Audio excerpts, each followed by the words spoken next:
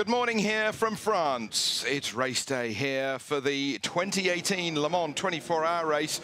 We've got warm-up about to kick off in 15 minutes time, and immediately getting into what is hot and what is not. That's great news to see the number 47 Cetilar car having been repaired after a big off just 36 hours ago. Meanwhile, a little bit further up towards pit lane entry, the two Toyotas are in their Toyota hybrid garages. Sebastian Buemi, former world champion in the World Endurance Championship, all just going around all the mechanics. Team driver changes going on with the number 1 Rebellion. Bruno Senna just getting out of that car. Neil Gianni and Andre Lotre he will be sharing with. What a strong driver trio they have got.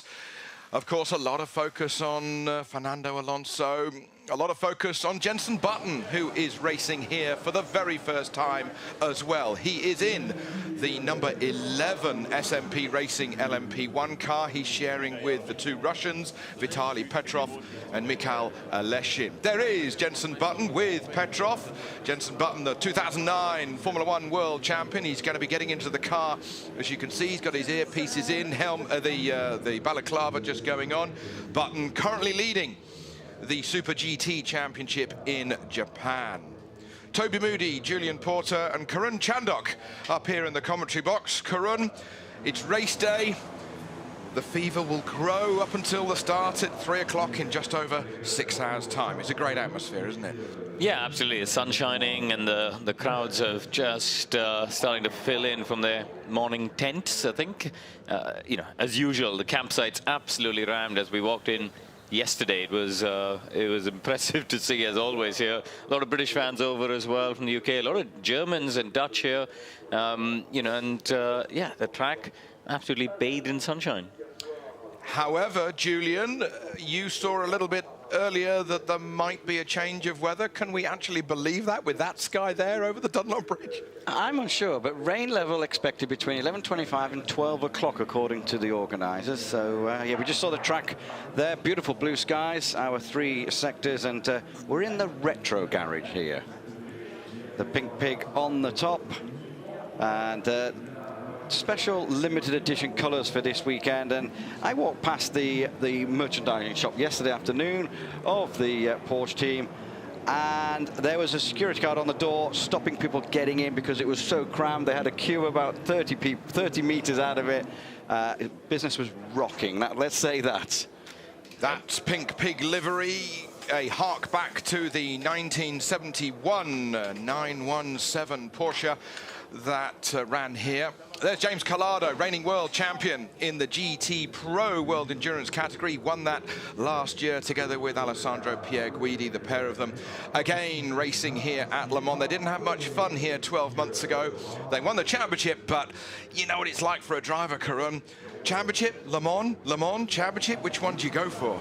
Le Mans. It's the same as Indianapolis in many ways, isn't it? I think Monaco is a bit different with the Formula One. I think, you know, the Formula One World Championship still counts for more than the Monaco Grand Prix win.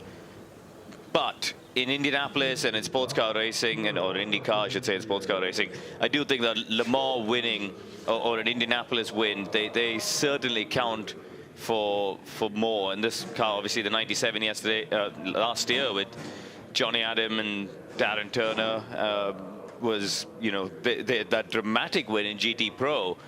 I think they're slightly up against it. I'm interested to see what happens with Aston once we get into the race itself, because, you know, they've struggled, they say, with the BOP through free practice and qualifying. They have been behind a lot of the other manufacturers, but Toby, as you're about to explain to us, there've been some changes, haven't they, in the BOP, and the Aston's been given a bit of a performance break against especially the Porsches and the Fords. The Fords, yeah, the Porsches ran away with qualifying in GTE Pro. It was Jimmy Bruni who annihilated, there's no other word, annihilated the field with his very first and actually only flying lap in the first qualifying session. to be miles ahead. BOP, what Karun was saying, is balance of performance. These different manufacturers, for example, BMW, they've got a different engine to the Aston Martin, to the Ferrari, to the Porsche, to the Ford. So they balance things out with, well, we'll give you more weight, we'll give you less fuel in the tank, we'll give you less air to go into the engine. And it is a balancing act by the organisers. I wouldn't want their job in any shape or form. It's far too complicated to explain, but there's been some changes made, as you say, Karun, since qualifying. Quick mention here, if I could say so, for Romain Dumas. Is he the busiest man in motor racing at the moment? He was at Pikes Peak testing last weekend with the new Volkswagen all-electric IDR car, over here to Le Mans for this weekend, back to Pikes Peak because he's racing there on Tuesday. I think Fernando Alonso's quite busy at the moment as well, I'll be honest. The 21 races of a Formula One World Championship does keep him quite busy. And, you know, with the program that he's doing around Toyota and F1, there's a, you know, these are two teams and two categories at the very highest level of motor racing. And therefore, it's not just what you do at the track when you rock up and get in the car. It's all the stuff that goes on behind the scenes. There's a lot of the PR and marketing stuff, but there's a lot of simulator running, there's a lot of engineering meetings. So, yeah, he's a really busy boy, but, you know, he's loving it. Fernando's, I saw him in Canada last weekend, and he was absolutely bouncing in excitement at the prospect of coming here to Le Mans. Julian, talking about behind the scenes, you were up and down pit lane late last night. There were a lot of people very busy, way past midnight. Yeah, there was, and I mean, this was one car, the 36 car, just having some bits done on it. But yeah, we know there's a lot of regular stuff going on, but there was maybe 8 or 9 garages were still having work done on it, and then there was a lot of the rest of them all shut down. Everyone was in bed, and just wandered down there on my own and just having a look around, and engine changes, but particularly that 47 car where it had that huge shunt. And but yeah, the Jackie Chan team, the 37, 38 cars, they were both being worked on, and quite a lot of bits still missing off them. And it's amazing how much work goes on. I mean, Karun, you've been in these garages, and it's double check, triple check, and quadruple check, isn't it? Yeah, my old teammate there, Mark Patterson, in the car there, starting the warm-up. But it's you're absolutely right, and it's a tricky balance for the team managers, actually. And I was talking to some of them yesterday. It is such a tricky balance between, you know, you need the guys to be fresh for these 24 hours, and actually, it's not 24 hours for them. It's 36 hours. You know, they've got to be up from 7 a.m. today until at least 4 p.m. tomorrow. So it's a long, long time for these guys, and they need to be fresh. They need to be sharp, and already. Actually, through the Wednesday, Thursday, they're doing 20-hour days, guys. You know, this is not an easy week for the mechanics. Spoke to Graham Loudon a couple of days ago. He said the biggest thing, that's the worst thing about this weekend is this warm-up. We're coming up to 9 o'clock here, local time here in France. He says, Saturday morning, we got to get out of bed at 5:30. 5:30. But I'll tell you what, Toby, I always say this to people coming to Le Mans. And I learned this from David Brabham in the first year that I came here. It's so easy to be tired before the race starts. And it's so important to manage your energy levels through the week, because between the test week and you go back home and you come back a week later, and, you know, even the week being here, it really gets stretched out. You know, in other forms of racing, in other categories, you rock up on a Thursday and it's done. Thursday to Sunday, you're done. Here, we show, you know, the drivers have to come here for scrutineering a week ago, and you're staying in the middle of nowhere in a camper van for a week, and it is, you know, don't get me wrong, we are the luckiest. It's still Le Mans. It's still Le Mans, and you're still extremely lucky to be here, don't get me wrong. However, for a driver mentally, it does just take a toll, and it's so important to be nice and calm and manage those energy levels. It's still Le Mans. Now, we are 3 of us up here in the commentary box, but we've got Louise Beckett down there in the pits. You're cast in shadow at the moment, Louise. Hopefully you're going to be getting some sunshine soon. Oh, that's all right. I don't mind too much at this time in the morning. Good morning, good morning. I hope you're well and good. I'm all good. Just picking up on what Julian said. The only car now being worked on is the number 5 Ginetta. I saw Charlie Robertson looking on and most of the team around that car, so I'm not going to go speak to them until the session starts and we see what's happening to them. Yeah, they've had a busy week, haven't they? They've had a busy 6 months. They've had a busy 9 months, haven't they? They did the prologue, which is the term for the pre-season test for the World Endurance Championship. Let us not forget this is a round of the World Endurance Championship. There are 5 this calendar year and then another 2 next year, finishing up here at Le Mans. So 2 Le Mans in the super season. So they've had a busy run. They've had a busy run. You were just saying about Graham Loudon and the warm-up and everything. What was interesting, he said to us, is they would prefer not to run in warm-up because they don't want to risk anything. They've got here, their cars are even. They might shake their drivers through it, but in a perfect world, they would park them in the garage. Yeah, I mean, in the teams that I've been in the past, 3 different teams that I've done it with, we generally would just go do out and in laps. We never, you know, it's weird. There's some teams I've seen who actually try and get a lap time, and there's a bit of a, I don't know if it's an ego thing or whatever, but they want to get a time on the board. We would generally do out and in laps, and generally the driver starting the race would go third. So they've driven the car most recently before the start, and they would go past the pits once and then come straight back in, so not really do a time lap, because you don't want to put mileage on it.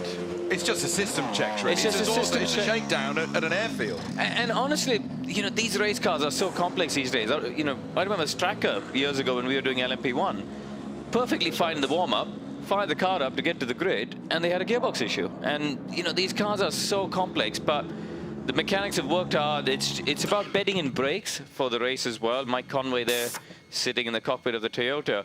You know, you've got to bed in the brakes, you've got to make sure, but these, you know, currently the electronics on the gearbox, you need to sync the gearbox and do a gearbox learn.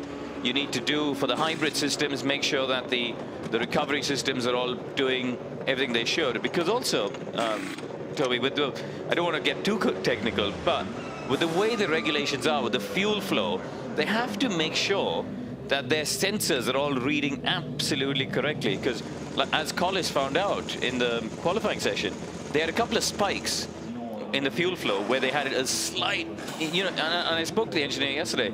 There was the smallest spike for under a few tenths of a second where they went over that fuel limit, and all of a sudden you're disqualified. So it's so important to get the calibration right on the electronics these days. Nico Lapierre in the Signatech Alpine. He had that suspension failure the other night in qualifying. He went off. He had to do a whole lap with the rear right wheel flapping away, but it was only a wishbone that was broken. They were lucky to get away with just that. And that is another example about how busy this pit lane is. A lot of people going to the end of the pit lane minutes in advance so that they're at the front of the crocodile, the front of the queue. They can get a clear view around the first of the just under 8.5 miles. That's 13.6 kilometer lap here of Le Mans. How tight is that Jackie Chan car up the back of a Corvette, Julian? It is, and that's quite a cool colour scheme on the 99 car. We haven't seen much of that during all of the free practice and the qualifying. So nice to get a look at the 99 car. And that is the car that man shunted on, when was it? Thursday night now, Thursday evening. That was a big crash. Some impressive photographs. No video pictures, no moving pictures of it, but some impressive photographs the photographer has got of that car crashing in the first game. I read somewhere, and I screen grabbed it, something broke. Front suspension failed, didn't it? And they were up till 3 a.m. that night fixing it, and then they were up again all day yesterday. But apparently the monocoque wasn't damaged, which is very impressive, and you know, it shows the safety standards of these modern cars, because as you say, for anyone listening at home, you can quite quickly get on the internet and see a picture of this car flying in the air. And the fact that the monocoque, which the driver sits in, wasn't damaged, and they've been able to use it for the race, shows just how strong and safe these modern cars are. No, it's not Evel Knievel, it's the Dragon Speed car that is at the front of the Crocodile. A brilliant shot with the blue sky behind these cars as they line up in pit lane.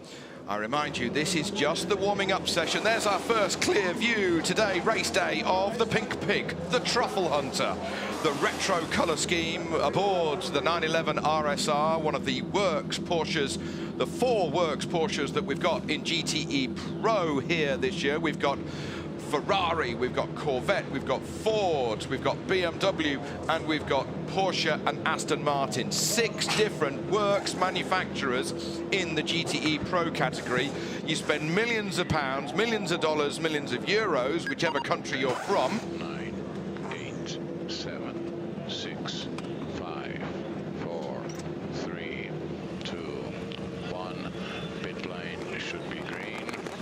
start to the warm-up for the 86th edition of the 24 Hours of Le Mans. I think the race director seems a bit sleepy this morning, doesn't he? I think he always is. I think it's But cool. far It's one of those iconic voices though that you hear, isn't it? Everyone kind of knows when he talks, you listen. Yeah, with the GTE Pro category, it's a lot of work. It's a lot of work, and some people are going to go home a little bit disappointed, but it is so competitive. We are on board with Jenson Button, the number 11 SMP Racing Dallara chassis, going through the Forest S's for the first time down towards Terre Rouge. And Button, who did the test day here a couple of weeks ago, now going to do the Le Mans 24 Hours for the very first time. A whole raft of Formula One drivers doing the Le Mans 24 Hours for the very first time, including himself, obviously, Fernando Alonso, Juan Pablo Montoya, Paul di Resta, Pastor Maldonado, Felipe Nasr and Giovinazzi. Yeah, on board with JB here he's heading into the first chicane down the Mulsanne straight. It's an interesting time here because the track's temperature is still quite cool, and the cars actually feel very, very good because the track temperature is cool. It's still happy hour. You know, you're tempted to a push, you're tempted to attack, you're tempted to go quicker than you probably should. But you've got to keep in mind that it is the warm-up and you don't want to take any risks, and you just want to get a feel of the car and make sure the balance is okay, make sure that it's not doing anything weird and it's running reliably. And that's all they're trying to achieve this morning. As we mentioned earlier, it's pretty well just a system check, but what a view, what a view. The terrible rain that they had here a week ago, 5 days ago, top of the week, has not been seen since. We might have some rain 3 hours before the race, but it's quite warm here.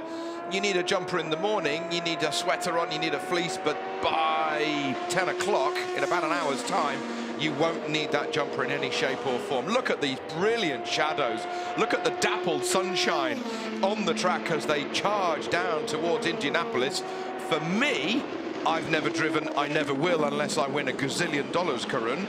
But for me, that's one of the most sort of evocative, romantic almost places of the track. Does it feel that way when you're in the car? I enjoy Indianapolis, the challenge of it, especially when it gets dark. It's a bit strange actually, because when you're arriving there at a tremendous speed, you know, well over 300 kilometers an hour, even in a P2 car. I think with the P1 car we were 315 or something heading in there.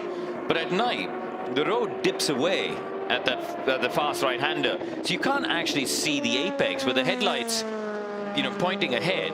The apex sort of is below where the headlight beams go, and it is so tricky to be precise, and especially if you've driven into the night, meaning you started when it was light and then your eyes have adjusted through the twilight into the dark, it's not so bad.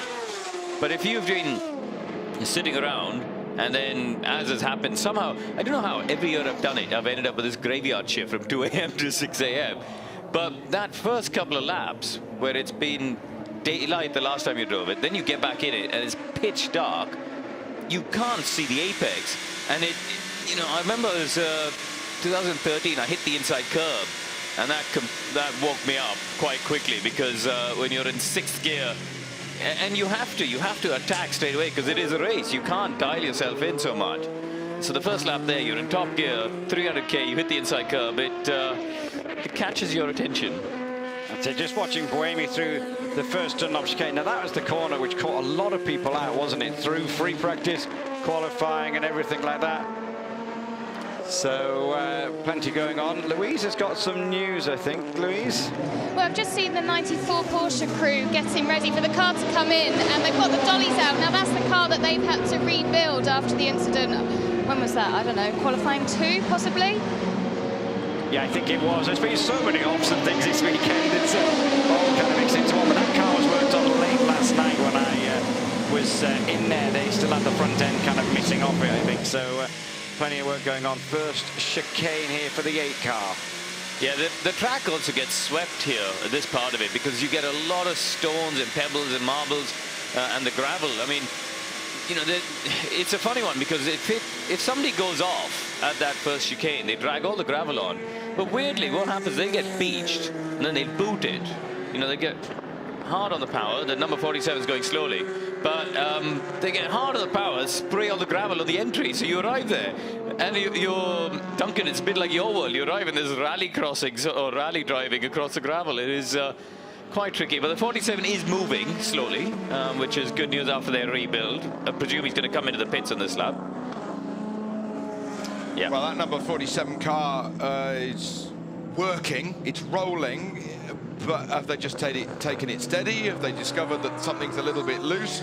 But, as we discussed at the top of the programme, better to find it out now. It's really a shakedown rather than a flat-out run. Well, before we went on air, Kroon was talking about systems check. That is exactly what that would be, isn't it? Just an out and an in, and then they can check it. Yeah, but you'd still want to be going quicker than that to do a system, because race cars work so differently when you're going fast and slow. The energy that's put through the gearbox and the powertrain, the G loads, you need to test everything under race conditions. You need to, I'm not saying you need to be pushing at 100%, but you need to be at 90% to put the heat also in the tires and the brakes, because one thing that happens with carbon brakes is if you're going too slowly, you can glaze them.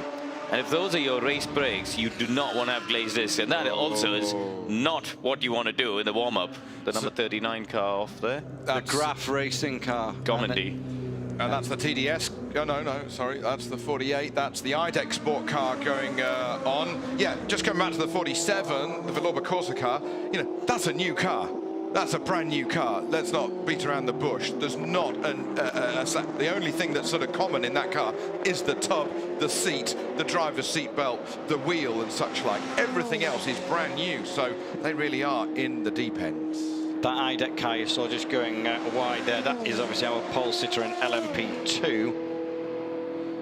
Yep, Paul Loup Chatan there. He's come on really strongly. I remember when he first came into P2, and I think he was the silver driver at the time, and he got stronger and stronger, and there was you could see he's one of those drivers who sort of popped up and has really developed and did a fantastic job all through qualifying so far, I think, this weekend. Out of Arnage on the public road here, charging up towards the Porsche curves. This is a 45-minute warm-up session here at Le Mans. It's just gone past 9 o'clock in the morning here, Central European time. Good morning, good afternoon, good evening, wherever you are in the world watching us. We've got our race kicking off in just now under 6 hours' time. Julian. Yeah, I'm just going to pick up on something you were both saying about the engine cover off here. Is that kind of maybe a ride height change or damper setting change? Well, what they do is, Julian, sorry, before you make your point, when they pack the car with the bump rubbers, which is these sort of round rubber bushes, effectively, yeah, little donuts, which they use to control the ride height of the car. So on the straight, the car sits there. But typically what you need to do is get the dampers warm. So the car will go out, do one lap. Once the dampers are warm and the bump rubbers have started to move a little bit.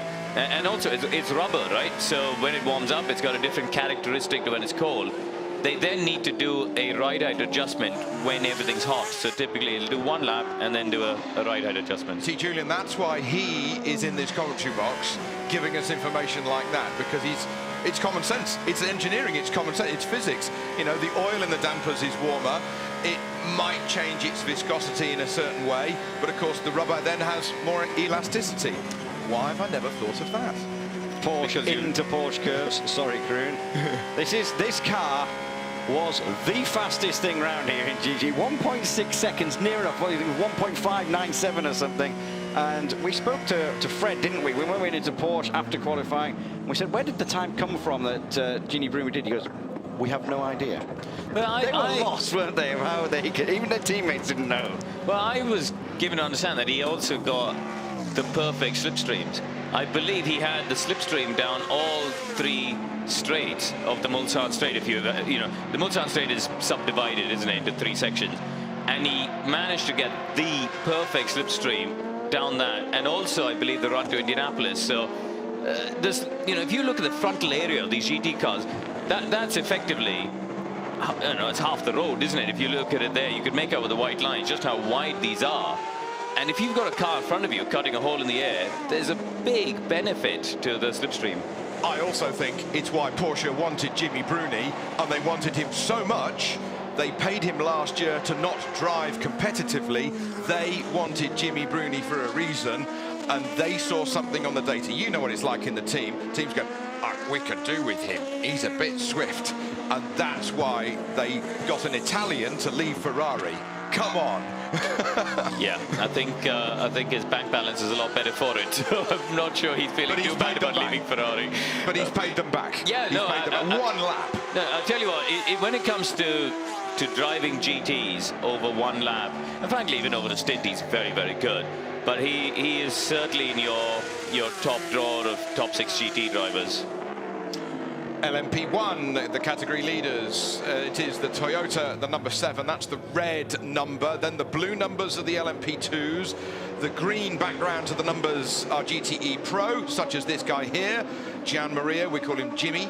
Bruni, the Italian, who is in the car with Fred Makovici and also Richard Leaks. So there's the Austrian, the Italian and the Frenchman in that car. And then we have the orange background to the numbers, such as this car here. This is the number 54 Spirit of Race Ferrari. Thomas Floor, Castellacci and Fisichella, former 3-time Formula One victor, who is in there. And it is indeed Fishy who is in the car at the moment. I saw Giancarlo yesterday, and you know, he's 45 years old. He's been racing. If you think of when he started go-karts, he's been at this now 35 years or something. But he's still loving it. He is still absolutely loving it. You know, he can quite easily sit at home with his feet up, as we've seen with other people, but he's enjoying being here. That's the number 5 Ginetta that Louise was telling us about earlier. And the number 6 Ginetta is also in the garage with the engine cover off, and not too many people working around the back of that car. Maybe they are going for exactly what Graham Loudon was telling us a couple of days ago. Do you know what? The warm-up is full of risk and little gain. So they have opted to keep that car there. This is the Panis Barthez competition LMP2. They're the top Ligier so far this weekend, aren't they? They've qualified well, and actually that is something that's been impressive this year in LMP2, is the fact that Ligier made a big step forward. Last year, I mean, I was in the Ligier, and we were nowhere compared to the Autocars. It was, you know, the Autocars were on a different planet. I think the best Autocar was 3 or 4 seconds faster than the best Ligier, so it was like a different category. But this year, they've had an update. The Ligiers have made progress. They've got their low downforce kit, I think, is working quite well. And I believe there was only half a second, wasn't it, between the Panis Barthez top Ligier and the pole position time in P2. So that's nice for the competition. And also, there's a bit of a tyre war going on. There's Michelin versus Dunlop now. There's a nice little tyre war. I was talking to the Dunlop engineer, Michael McGregor, yesterday.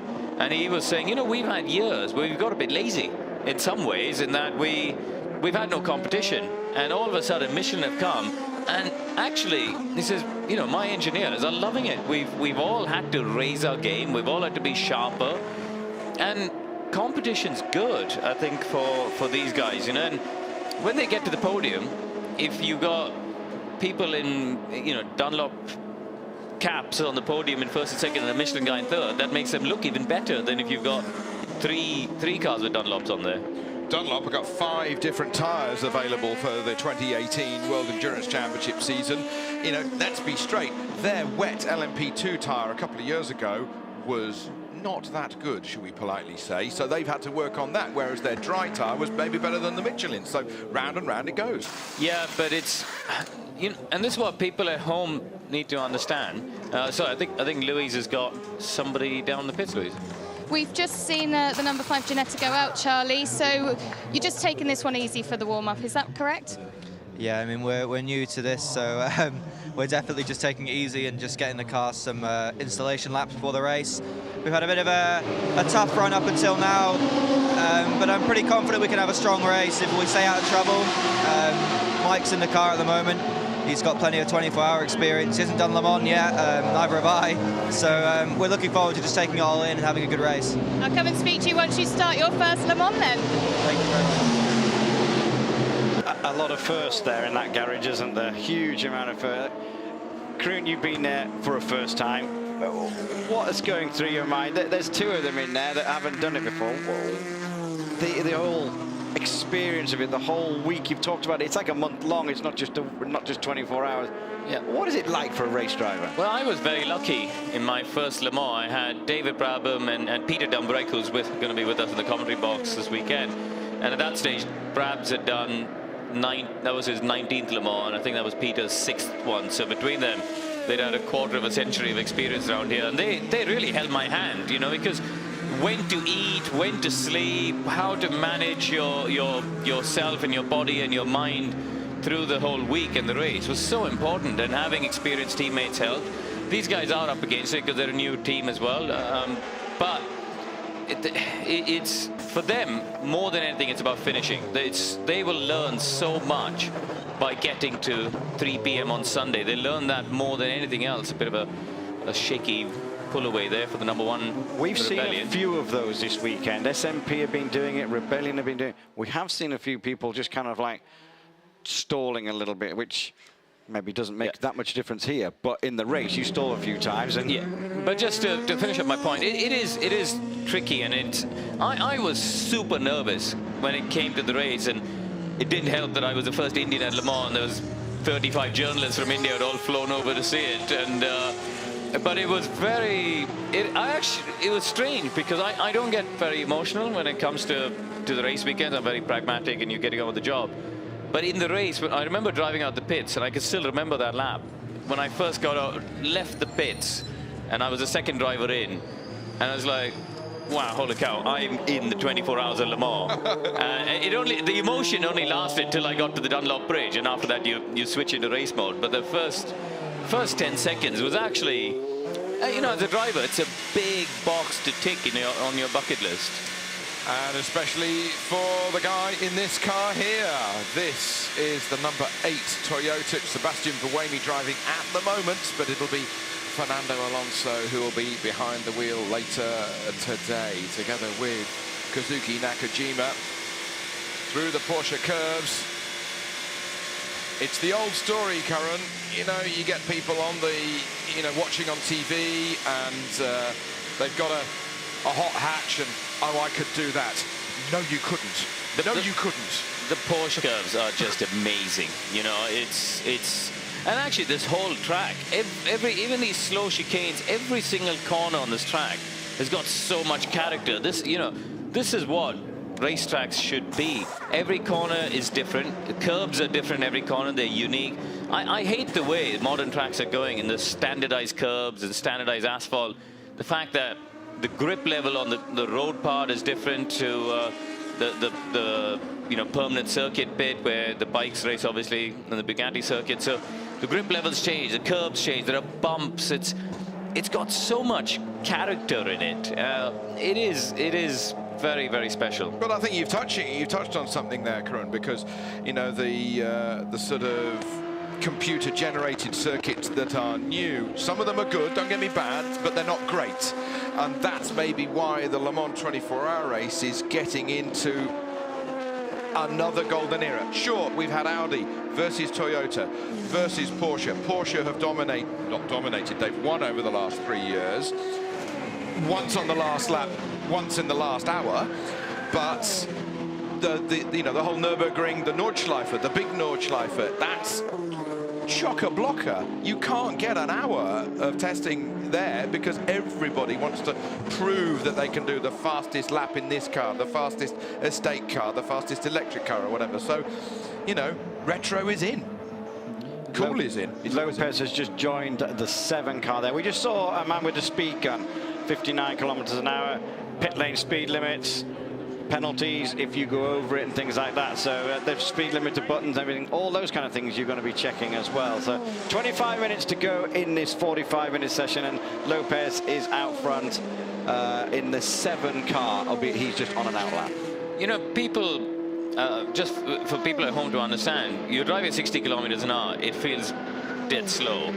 However, you're actually really busy because you're having to unplug the radio or plug in the radio. You're having to check the belts. You're having to make sure that you've unplugged the drinks bottle when you need to get out. The 68 Ford here, nice little slow-mo RT replay.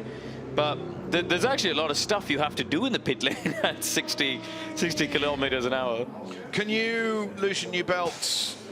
To what degree? Do you dare to unpop them? What's the truth of what goes on between pit lane entry and when you stop?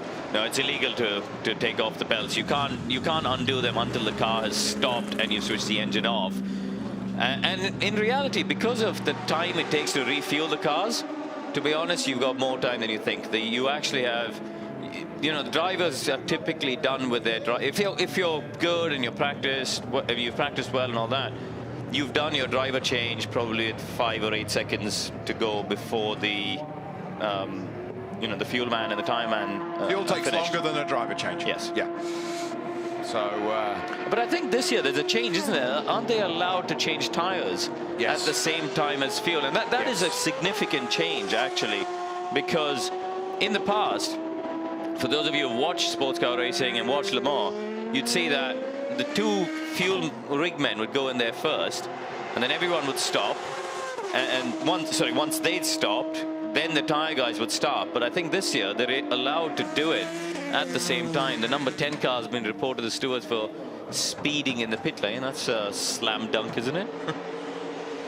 What were we just talking about? Yeah, you actually have to think about it.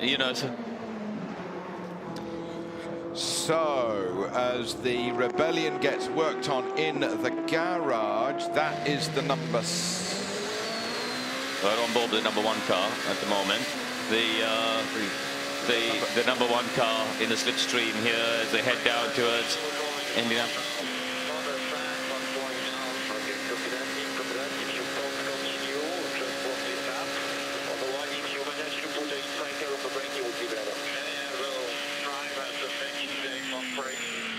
Okay, so he's got a long brake pedal. That's Neil Jarni, the Swiss driver in that number 1 car. The number 3 car is in the garage, as you saw a moment ago.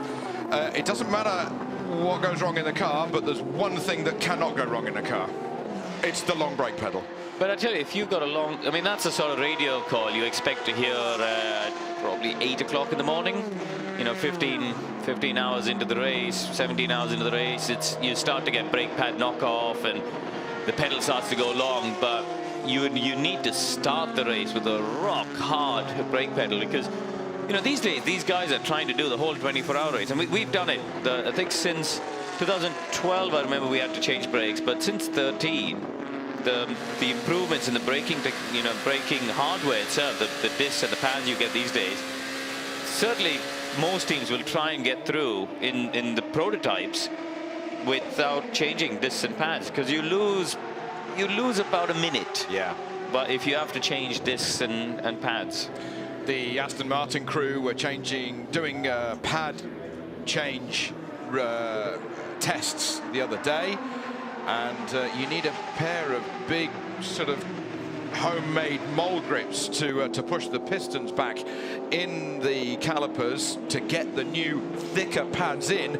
And you need a pair of gloves with a pair of gloves with a pair of gloves over the top of them, because short of the block, that's the hottest part of the car.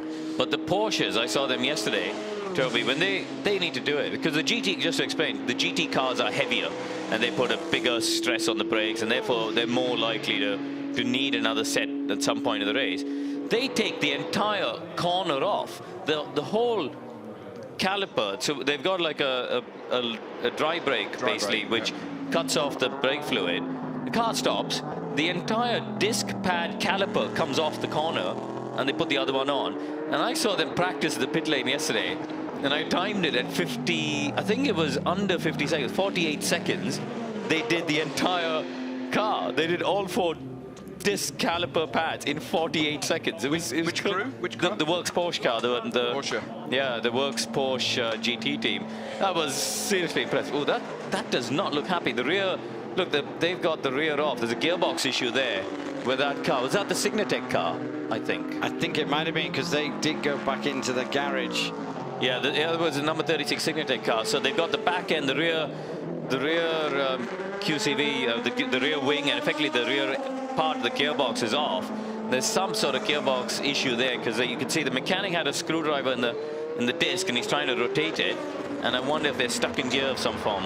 Okay, 3:19.6. That's not quite up to the 3:19 flats that Jose Maria Lopez did a lap ago, but even so, a 3:19 compares with the 3:15.3 that the number 8 Toyota set to take the pole position for this year's Le Mans 24 Hours. That's race pace, though, isn't it?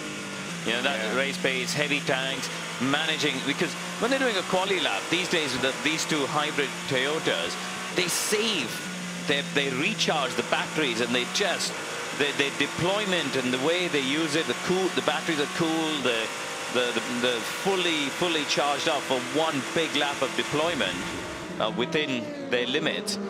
It's very different to what they'd use in the races. So 3:19 race pace is still very strong. If you look at the privateers in the 23s. There you can see the perfect example of how much suspension is in the carcass of the tyre. Little bit of understeer, but only for 1.5 meters maybe, as it turned into the right to finish the Ford chicane. There's Jenson Button. Vitaly Petrov with the crash helmet on, about to get in the car. That's the LMP2 SMP racing car. Don't get confused with that, with the Russian kind of coat of arms on the front of it. Yeah, currently in 7th place at the minute. Guys, we're looking at times there. What I've noticed is the 34 Jackie Chan DC racing car, which that team were first and second in LMP2 last year. But like, they weren't really anywhere in qualifying, and now they're quickest. Do we read anything into this? Are people just is it just kind of a system check, or is people just now doing stuff? No, you can't read into the times at all. It is absolutely pointless to read into times here. This is just about getting comfortable with the car. It's your last check as a driver as well. Does your drinks bottle work?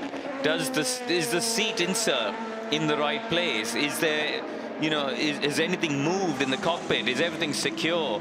There's things like, you know, these guys have all got to carry toolkits, and they've got to carry things for the races. You know, we used to carry a mobile phone and some money as well, because sometimes you need to, you know, the car stops out the back. You need to occasionally. It's not the Dakar, Karan. No.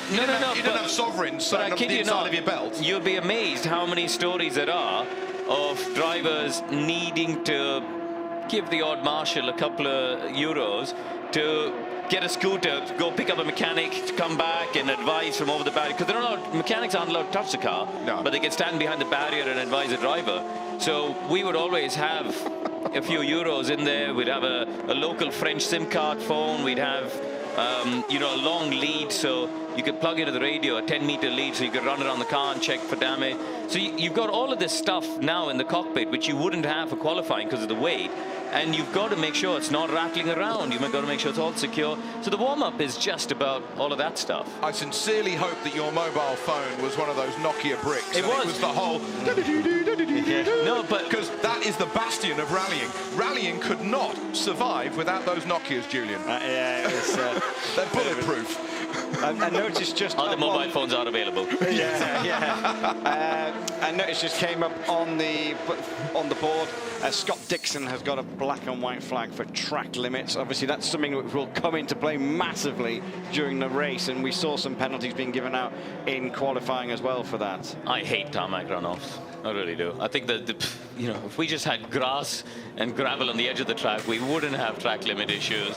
And if you went beyond the white line, you'd be off, and you deserve to be off because you went beyond the white line.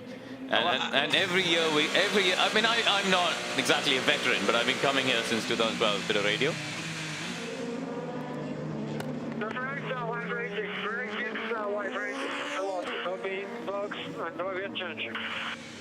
There might be a brake pad issue, so normally if the brake pads have got a... and it happens here over the curves, but typically only when the brake pads are worn out. When they're brand new, you shouldn't have any vibrations unless there's an installation issue with a wheel bearing or something like that.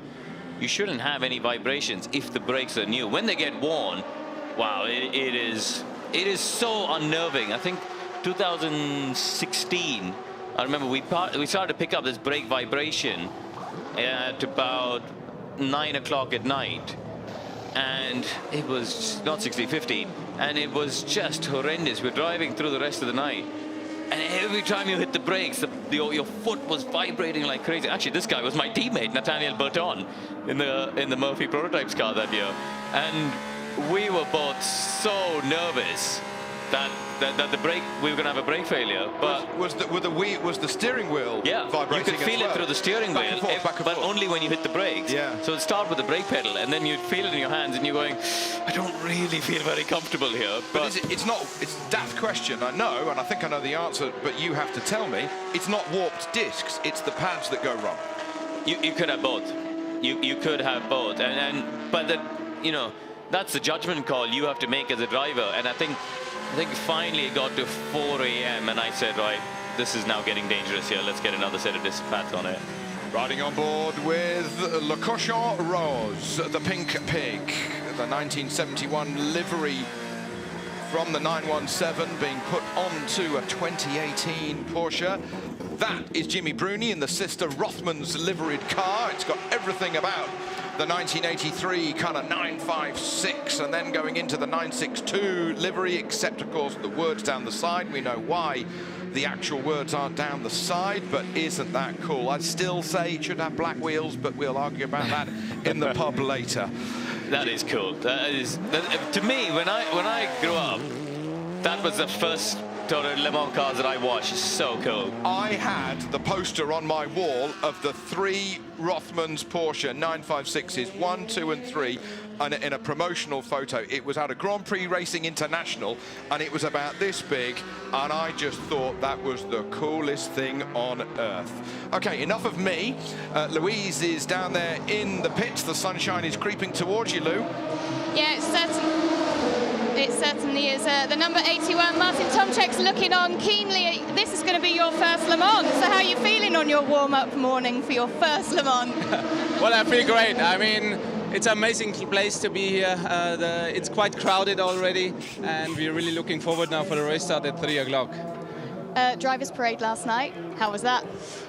It was amazing. I mean, so many people around Le Mans. I mean, it was overcrowded, and to drive through the people and the people cheering on you, it's just amazing feeling. And there's a tradition behind this parade, and it's always nice to attend it. And how is the 81 running? Well, at the moment, quite well. I'm watching closely the onboard. Felipe is at the moment on the wheel, and it looks quite good. The car feels good to drive, so we are ready for the race. You've been here quite a long time. I bet you can't wait to get started. Yes, definitely. I mean, 6 hours, or not even 6 hours to go, and then we go racing. Thank you. Thank you, Louise. There's Patrick Dempsey, and even he is taking photos to take home. And you know, it's like you sat on a long-haul flight, you can't sleep, and you just drift through all of the photos in your phone, and he'll be maybe looking at photos of Le Mans. You know, Mr. Cool, Mr. Hollywood, who's driven here at Le Mans and won his class in a World Endurance Championship race. He won it back at Fuji in Japan a couple of years ago when he was part of the full season. You know, he gets the fever. He gets how cool it is to be racing here. There's the number 85, Keating Motorsport. Reese Run, Ferrari 488 GT, Ben Keating, Jerome Blakemolen and Lucas Stoltz. This is the Rebellion, number 1, coming down pit lane. That at the wheel, Neil Gianni, Andre Lotterer about to get in. We've mentioned it once before, we'll say it again. Lotterer, Gianni and Bruno Senna in that car. What a trio. Bruno Senna, of course, the reigning LMP2 world champion in the full series. That's it. So this is one of those driver changes that they'll be practicing seat out, seat in. Each driver has their own seat. Interesting, he's got Andre Lotterer and Bruno Senna. They must have the same shaped bum and legs and back. Bruno actually damaged his rib very badly at Spa because he was moving around in the seat. I mean, it's strange, you know, he's one of my best mates, and we've been teammates at 3 different categories in the past. And I saw him the Tuesday after Spa, I went to stay with him actually at home, and he sort of, you know, when he got up from his chair, I thought, well, you don't look all right. And he said he was moving around so much in the seat because he is skin and bones, that boy, and he's a bit skinnier than the others, I think, and he's just with the G-force moving around. He cracked his left rib. And now he's made a new insert for this weekend, so he's at least more comfortable. And Le Mans in general is less physical, to be honest, than Spa. It's not a physically demanding track. Mentally, it's a much more demanding race than anything else, just because of how long you're in the car and how long the race is. But physically, it's actually quite an easy track because you've got long straights to relax. Well, I just found it strange that they had both names on there. There's 3 people in this car. There wasn't 3 names on there. It wasn't like it was a team seat. It was as if it was. That's a communal seat, which you wouldn't normally have, would you? It was just a bit bizarre there. Yep. The 8 Toyota there. And, but yeah, just looking down, some people, well, we don't really have some laps for some people, but because we know they're parked up in the garages and things like that. But the 88 car, which was quickest in the GT Am car, just at the bottom of our timesheets at the moment. Pole position, you mean, Julian? Sorry, in qualifying, so that's going to be started from pole in just under 6 hours' time. The young Italian, the Porsche Junior driver Matteo Cairoli, really shining once more. I think he's a bit of a star, not only for the future, but for now, Cairoli. He is quite something. One of the Ligiers comes up towards the Porsche curves on its way. This is the Panis Barthez competition car. And this is the number 25 Algarve Pro Racing car, a dab of Oppo and then some, but getting away with it at the Dunlop chicane at the top of the hill. 66, 67, 68, 69. Those are the four GTs that are going to be racing in this Le Mans 24 Hours for 2018. Krone Aviation, the Eurasia car, that goes on its way. Bertolini, Nick Johnson and Tracy Krone will be driving that car here today as we go back on board with a GT. It's a Ford GT, number 69. That's one of the American cars. 2 American run cars, 2 European run cars out of the 4 in this race. Yeah, I keep forgetting about that, actually.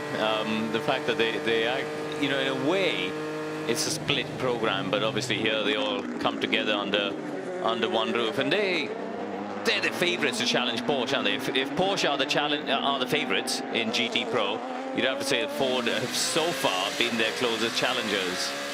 Never say never. It's the same with the Porsche GT setup.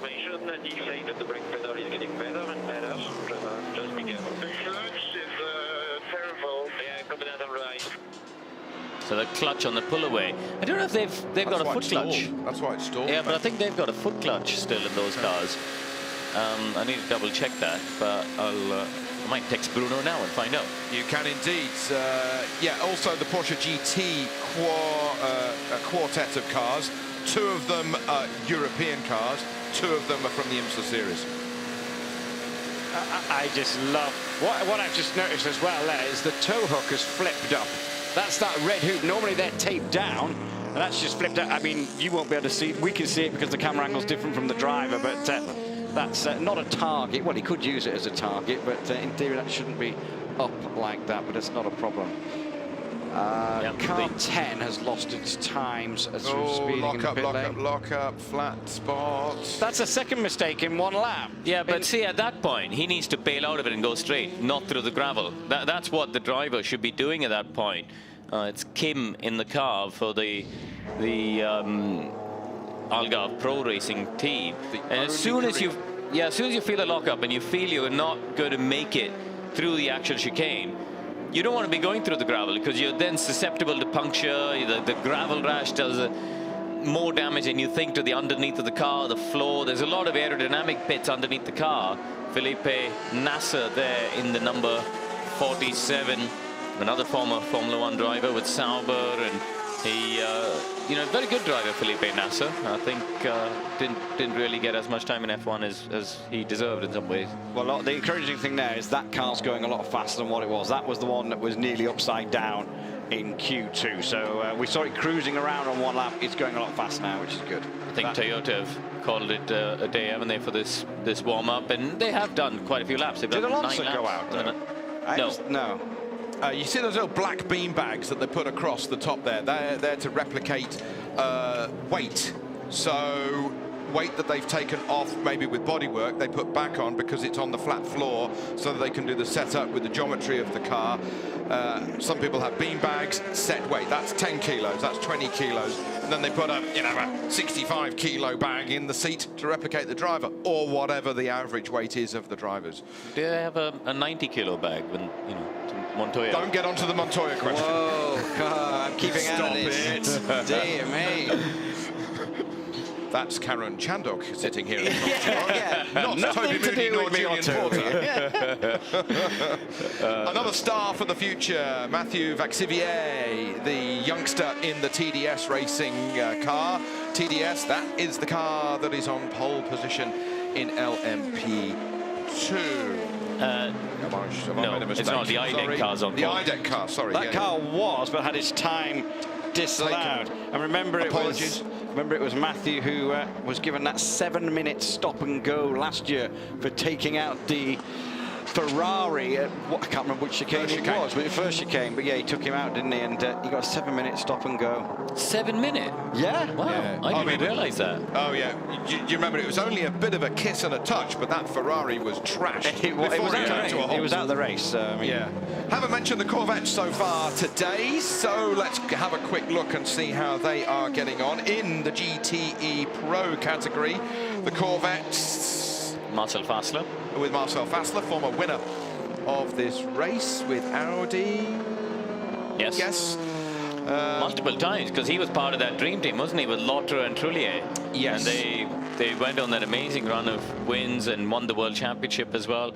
And he's actually got, I had a conversation with Marcel in Melbourne this year. He was at the Grand Prix weekend, and he's bought the Audi. When the program ended, Audi gave all the drivers the right to buy one of the LMP1 cars. They can never run them, but they can have them at their houses or museums or whatever. And Marcel said he's managed to get one over Benoit and Andre, because he's managed to buy their 2012 Le Mans car, I think. Or he's got one particular chassis which has got the Le Mans win and a World Championship win in it, so he's quite proud of himself. And I love the fact that a team would say, oh, you can't run it, because in 5 years' time, all the mechanics will have left. Somebody will have a computer with the right software, and it'll run at Goodwood in 15 years' time.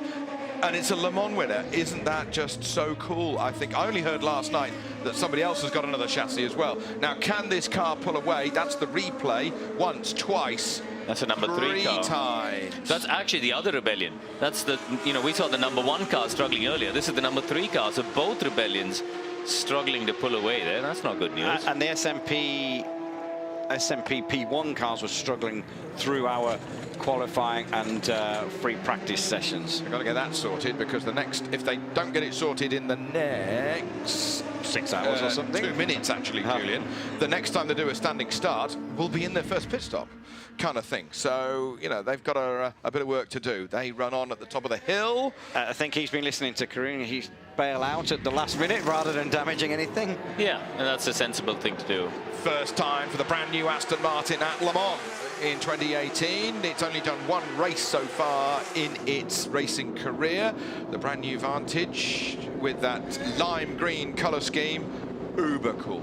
Yeah, and the 95 car, remember, is a brand new chassis. That was shunted in the test by Sorensen, and they've had to build a whole new car. Now, that car was getting wet put on it, so it might be just going back into the garage. There was a wet tyre on that car. There's only a minute to go. Yeah, so I'll give him his due, Julian. He didn't shunt the car. It was Harrison Newey who touched him, who then put Sorensen into the barrier. And that's why Newey has had a slap wrist, and he's got a suspended time penalty for the race hanging over his head. Harrison, unfortunately, had a coming together with another car as well later on in the test day, which was nearly 2 weeks ago. So it wasn't all Sorensen's fault. Right, okay. If I'm being... No, he was in the car when it was put into the wall. Correct.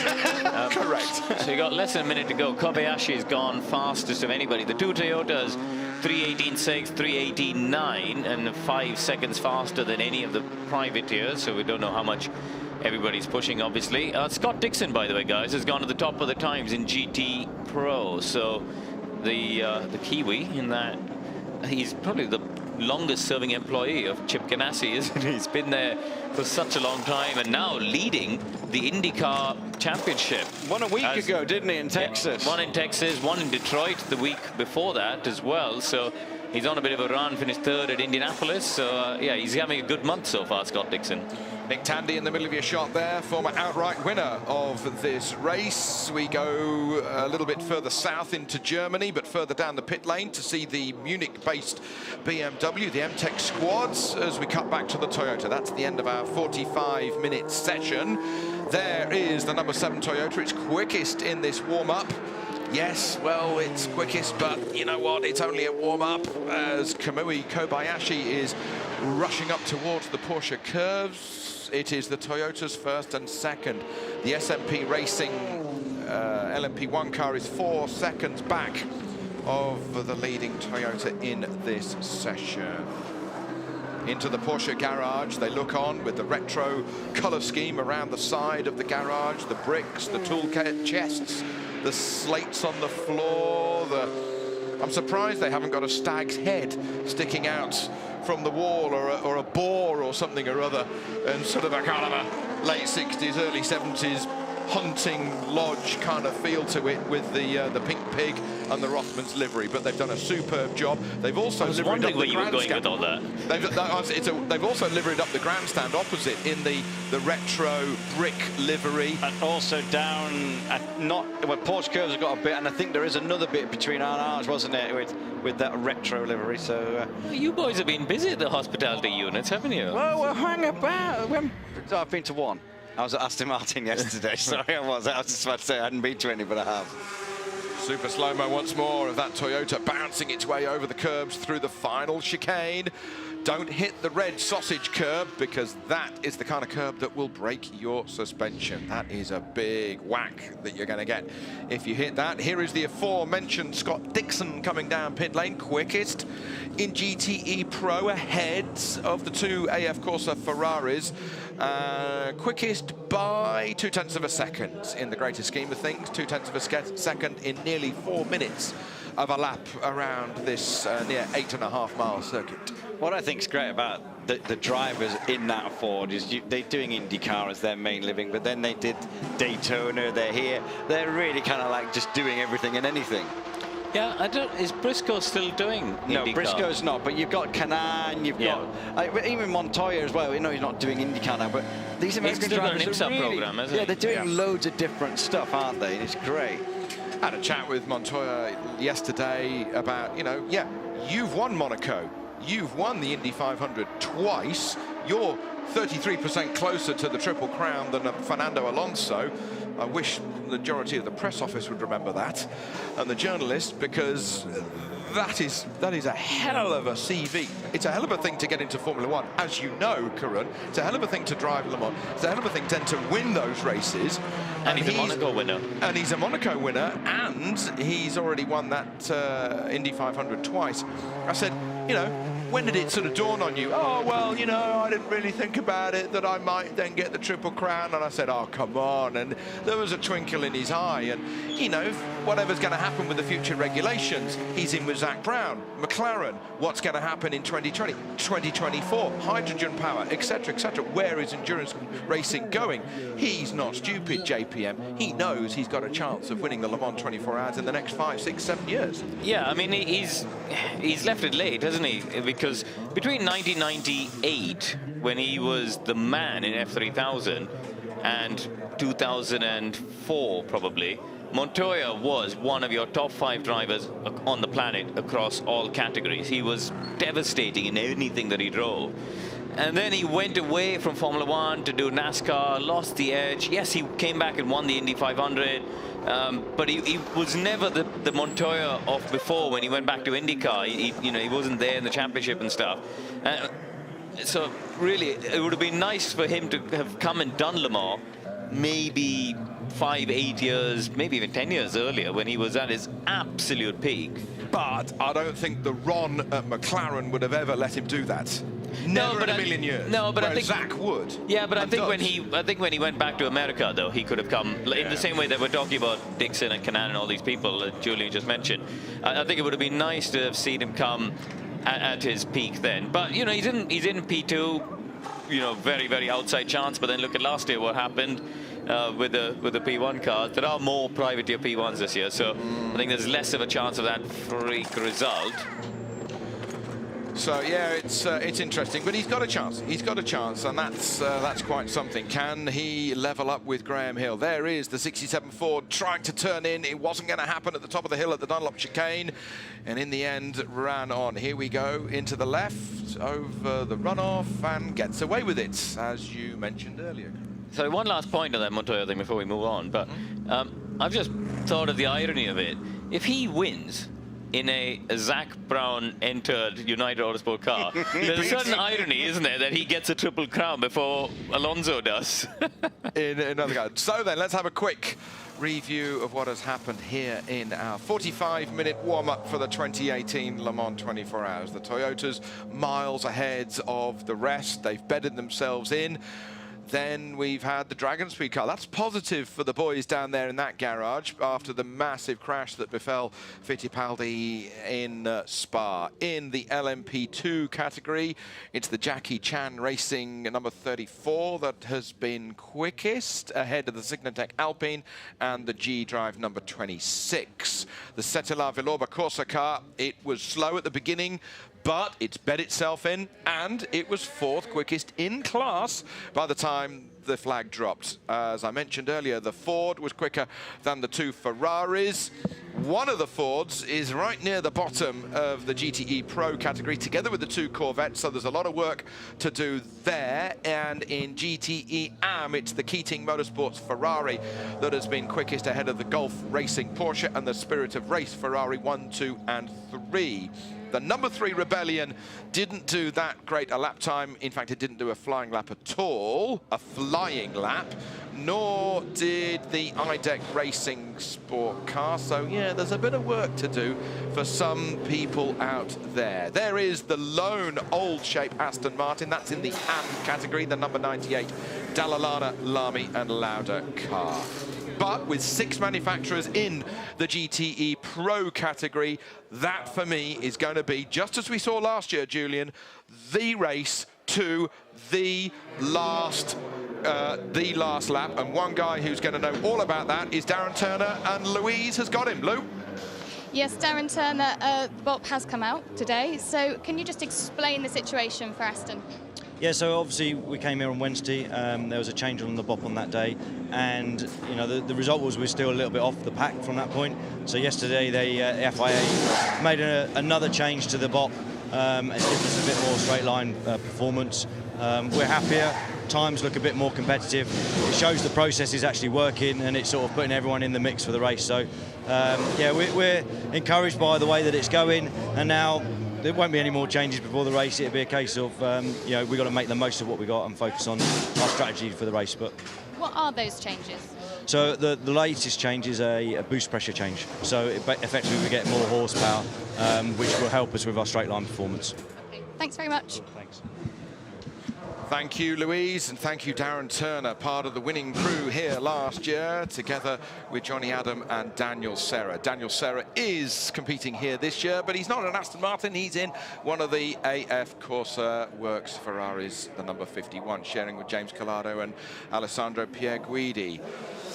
Crikey, there's a helmet colour scheme. Yeah, who's that?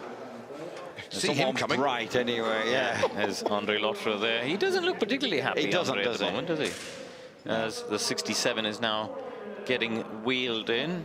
So, yeah, everyone... No, this is the time where the drivers all start to go into different schedules. You know, the guy who's starting eats at a different time, his teammates eat at a different time. They get a... You know, the physios are the hardest working guys here because they've got to get all the drivers prepared and massaged and fed and hydrated before the race. So, yeah, the calm before the storm. Here, last little bits of pit stop practice for the 2 Corvettes. Michael Aleshin in the SMP garage there. Yep, we pointed that out, Mikhail. Thank you. So, as Augusto Farfus prepares for his first Le Mans 24 hours, we now look forward to the start of the race proper. It will be our action starting back here, wherever you are watching around the world, at 2:30 local time here in France. That's 12:30 GMT, 12:30. Greenwich Meantime, we will be back on air with the Le Mans 24-hour race. The race starts at 1 o'clock GMT. That's 3 o'clock here local time. The Le Mans 24 hours for 2018. It's race day. We'll speak to you later.